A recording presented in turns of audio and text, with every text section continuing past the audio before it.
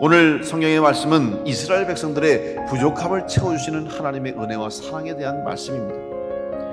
출애굽한 이후에 광야에서의 이스라엘 백성은 늘 부족한 상황이었습니다. 광야는 물이 없고 양식을 구할 수가 없습니다. 아니, 부족함이 아니라 없는 곳이에요. 그래서 이스라엘 백성들은 그런 광야에서 갈급함을 가지고 살아갈 텐데 그 광야를 어떻게 통과했을까?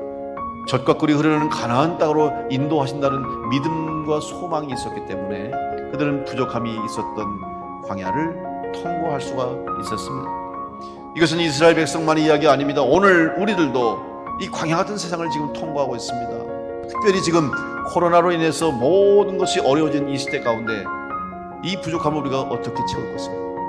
우리는 이럴 때일수록 바로 하나님에 대한 약속, 하나님을 향한 믿음을 굳건히 함으로 광야 같은 이 시간들을 이겨내야 될 줄로 믿습니다. 그렇다면 우리의 부족함을 해결받고 채우기 위해서는 우리가 어떤 믿음과 어떤 신앙의 자세를 가져야 할 것인가?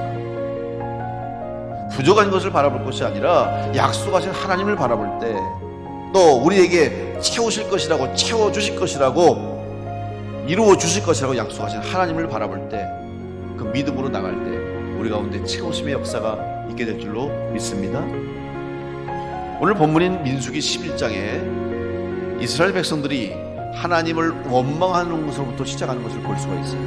여호와께서 들으시기에 백성이 악한 말로 원망하며 여호와께서 들으시고 진노하사 여호와의 불을 그들 중에 붙여서 진영 끝을 사르게 하시매, 단순히 배가 고프다, 단순히 먹을 것이 없다라고 하나님 앞에 호소했던 것 때문에 하나님이 진노하는 것이 아니라 그들의 불평 속에 자리 잡고 있는 그들의 불만을 야기했던 가장 근본적인 문제가 뭐냐면 하나님에 대한 불신앙이 문제였습니다. 다른 사람도 아닌 하나님의 택한 백성으로 그 많은 어려움 속에서 구원해 주시고 보호하시고 지키시는 은혜를 받았음에도 불구하고, 눈으로 기적과 이사를 목도했음에도 불구하고 여전히 그들은 하나님에 대한 온전한 신뢰와 믿음이 없었다는 것을 하나님은 안타깝게 여기셨던 것입니다. 여러분, 하나님을 온전히 믿지 못했다는 것은 무엇입니까? 그들이 하나님에 대한 믿음이 충만하지 못했다는 것이요, 그들의 신앙 속에, 삶 속에 믿음이 채워지지 못했음을 의미하는 것입니다. 여러분, 오늘 우리의 신앙이 온전한 신앙이 되기 위해서 하나님이 내 삶의 주인 되심을 고백하는 성도가 되어야 할 줄로 믿습니다. 그것도 온전하게 맡기시기 바랍니다.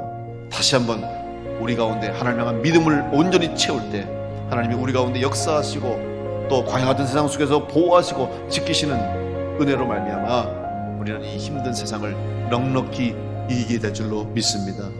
여러분, 하나님이 주인 되어 살아가는 여러분 삶 되시길 간절히 축복합니다.